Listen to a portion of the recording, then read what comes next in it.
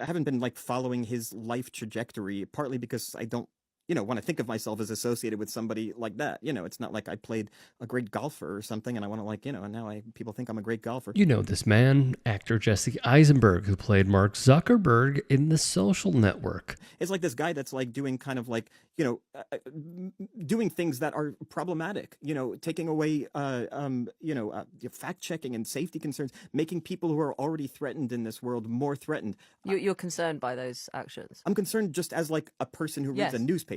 I don't think like about, I played the guy in the movie and therefore it's like just I'm a human being and you read these things and these people have like billions upon billions of dollars, like more money than, any human person has ever amassed. And like, what are they doing with it? And like, they're doing it to like curry favor with somebody who's preaching, hateful things. So to me, that's what I think of. But I think of that not as like a person who played in a movie. I think of it as just somebody who's married to a woman who teaches disability justice in New York, and lives for her students are going to get a little harder. Amen to that. And what was he referring to? It's time to get back to our roots around free expression on Facebook and Instagram. Governments and legacy media have pushed to censor more and more.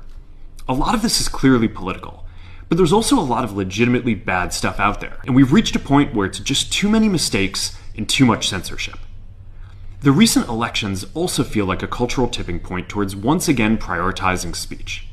So we're going to get back to our roots and focus on reducing mistakes, simplifying our policies, and restoring free expression on our platforms. First, we're going to get rid of fact checkers and replace them with community notes similar to X, starting in the US.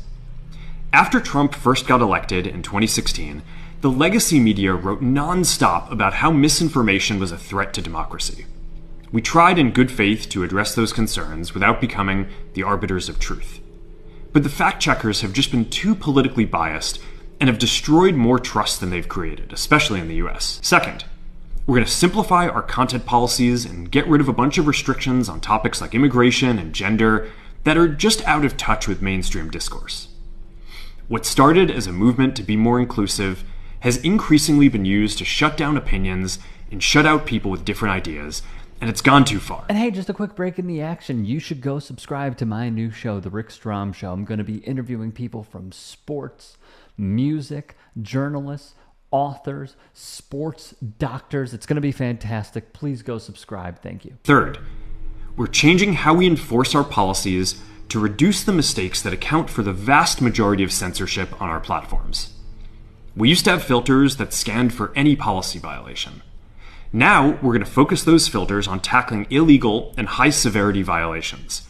And for lower severity violations, we're going to rely on someone reporting an issue before we take action. It means we're going to catch less bad stuff, but we'll also reduce the number of innocent people's posts and accounts that we accidentally take down. Fourth, we're bringing back civic content. For a while, the community asked to see less politics because it was making people stressed, so we stopped recommending these posts. But it feels like we're in a new era now, and we're starting to get feedback that people want to see this content again. Fifth, we're going to move our trust and safety and content moderation teams out of California, and our US-based content review is going to be based in Texas. As we work to promote free expression, I think that it will help us build trust to do this work in places where there is less concern about the bias of our teams. Finally, we're going to work with President Trump to push back on governments around the world that are going after American companies and pushing to censor more. And that's why it's been so difficult over the past 4 years when even the US government has pushed for censorship. By going after us and other American companies, it has emboldened other governments to go even further. But now we have the opportunity to restore free expression, and I am excited to take it. Well, in part, it was this. He sucks. The platform sucks. The model sucks. The amount of misinformation he has enabled sucks. All of it just bad. List of things Mark Zuckerberg looked like while announcing hate speech is allowed on Facebook again. If Bach from Wicked attended Howard University. A Saved by the Bell episode where Screech goes to the Source Awards. The Instacart app icon during Black History Month. Like a cop undercover at Supreme. An out-of-work DJ / magician. Look at his eyes, for real. Tell me he does not look like he let one of the N-words in the song slip. He looked like an intern for Chet Hanks. He looked kind of like if Napoleon Dynamite grew up in Detroit. Not everyone will get that. Like he was walking past a FUBU and got pooped on by a pigeon so hard he ran in and was like, you need to help me fast. Zuckerberg looked like he wear the first chain in history that's screaming to be snatched. This looked like the first cross-racial midlife crisis. He looked like if Eminem did spell his name like the candy. Hey Zuck, stay good, dog. And he deserves to get roasted for it. Office culture has become pretty neutered. We're missing the masculine energy. That's why when you walk into the offices at Meta, you'll see, football tables, pool tables, dudes hanging dong, classic guy stuff. You have this idea that, masculinity is toxic. And it's like, no, you want feminine energy. You want masculine energy. For me personally, lots of women want to touch me. My body is good and not slimy. I think having a culture that celebrates aggression a bit more is good. When me and my guy friends are just hanging out, we don't shy away from that aggression. Sometimes I get so mad that I say things like, why you IATA? And, my guy friends, they really get that. I think we basically have gotten to this point where you couldn't say things that were, mainstream discourse. Hate speech is actually good. I would say, personally, my favorite slur is fat. So by removing some of those guardrails, I think we're actually getting back to our American roots. I miss the days where you could log on and see a video of a guy getting his arm ripped off in a horrible machinery accident. So, we've brought that back to Meta. I was recently saying to my big group of guy friends, how did we get here? And we were all laughing about that. I think I bring a lot of humor to our squad. They're actually all just right behind this curtain right here. And they really like me a lot. I actually started doing MMA fighting recently. Do you think that's cool? Or great, cool, just checking. I got a few thoughts on this. First, shout out to Jesse for the Indiana University hat. Love it. As an alumnus, love it.